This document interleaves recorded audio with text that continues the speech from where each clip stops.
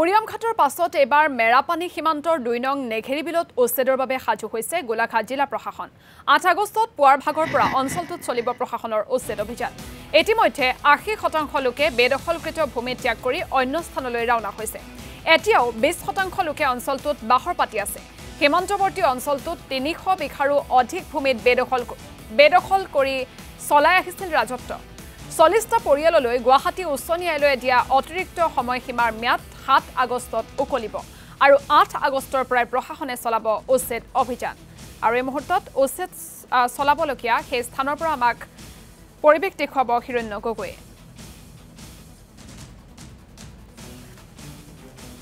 হয়, আৰু মাজত মাথো ৩টা দিন আৰু ৩টা দিনৰ পিছতেই উৰিয়াম ঘাটৰ যি বৃহৎ উচ্ছেদ অভিযান, এই উচ্ছেদ অভিযানৰ পিছত মেৰাপানী সীমান্তৰ ডি ছেক্টৰ ২ নং নেঘেৰী বিলত চলিব উচ্ছেদ অভিযান।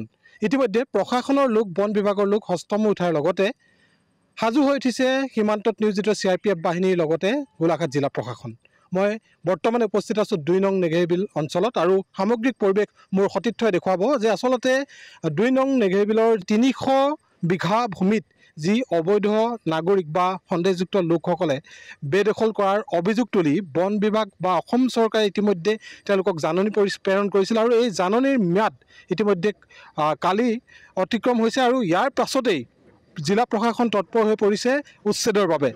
আৰু ইয়াৰ সমান্তৰালভাৱে এটা কথা উল্লেখ কৰিব লাগিব যে প্ৰায় ৪০টা পৰিয়ালে নেঘেৰী বিল অঞ্চলত বসবাস কৰা গুৱাহাটী উচ্চ ন্যায়ালয়ত যি আবেদন দাখিল কৰিছিলে যে কিছু সময়সীমা বঢ়াই দিয়াৰ বাবে, এই সময়সীমাৰ ম্যাদ আচলতে ৭ আগষ্টত উকলিব আৰু ইয়াৰ পিছতেই ৮ আগষ্টৰ পুৱা ইয়াত উচ্ছেদ অভিযান আৰম্ভ হ'ব। আৰু ইতিমধ্যেই আমি এই গাঁওখনত উপস্থিত আছোঁ আৰু দেখিছোঁ যে ইয়াৰে প্ৰায় ৮০% লোকে তেওঁলোকৰ নিজৰ বয় বস্তু সামৰি বিভিন্ন অন্য স্থানলৈ গতি কৰা আমাৰ পৰিলক্ষিত হৈছে আৰু সমান্তৰালভাৱে যিসকল তেওঁলোকৰ বাসগৃহ আছে, এই বাসগৃহবিলাক ভাঙি পেলোৱা পৰিলক্ষিত হৈছে আৰু অন্য স্থানলৈ গতি কৰাৰ বাবে তেওঁলোকে ইতিমধ্যে প্ৰস্তুতি সম্পন্ন কৰিছে আৰু প্ৰায় ২০% লোক বৰ্তমানেও এই স্থানত বাহৰ পাতি থকা আমাৰ পৰিলক্ষিত হৈছে। ইতিমধ্যে জিলা প্ৰশাসনে সদৰি কৰা অনুসৰি যে এই যি উচ্ছেদৰ কাৰ্যসূচী ৮ আগষ্টৰ পুৱাৰ পৰা আৰম্ভ হ'ব আৰু ইতিমধ্যে ৰাজ্যৰ যি মুখ্য বন সংৰক্ষক তথা মুখ্য সচিব MK যাদৱে এই কথা ব্যক্ত কৰিছে সংবাদমেল যোগে। আৰু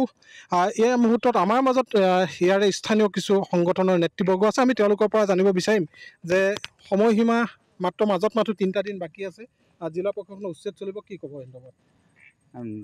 চৰকাৰৰ যিটো নিৰ্দেশ বা নিৰ্দেশনা বা গোলাঘাট জিলা বন বিভাগ আৰু গোলাঘাট জিলা প্ৰশাসনে যি এটা জাননী জাৰি কৰিছিল, এটা নিৰ্দিষ্ট 7 দিনৰ সময়সীমা দিছিল, তেওঁলোকে মহামান্য ন্যায়ালয়ত আবেদন কৰাৰ পাছত আৰু অতিৰিক্ত 7 দিন দিলে। ইতিমধ্যে 7 আগষ্ট তাৰিখে ইয়াৰ ম্যাদ উকলিব আৰু 8 তাৰিখৰ পৰা উচ্ছেদ চলিব, আমি সকলোৱে জানো।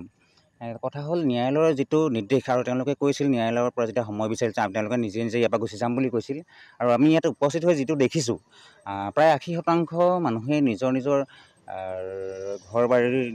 ঘৰৰ টিংপাত আদিকে কৰি যিখিনি প্ৰয়োজনীয় বস্তু তেওঁলোকে ইয়াৰ পৰা লৈ আঁতৰি গৈছে। আমি নিশ্চিত হ'ব পাৰিছোঁ এই বিষয়টোৰ পৰা, এই কথাটোৰ পৰাই নেঘেৰী বিলৰ উচ্ছেদটো শান্তিপূৰ্ণভাৱে হ'ব আৰু ইয়াত কোনো অপ্ৰীতিকৰ ঘটনা নহয়।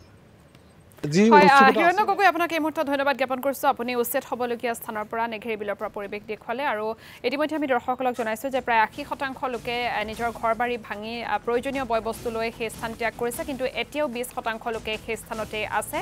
প্ৰশাসনে ৮ আগষ্টৰ পুৱাৰ ভাগৰ পৰাই চলাব এই স্থানত উচ্ছেদ অভিযান।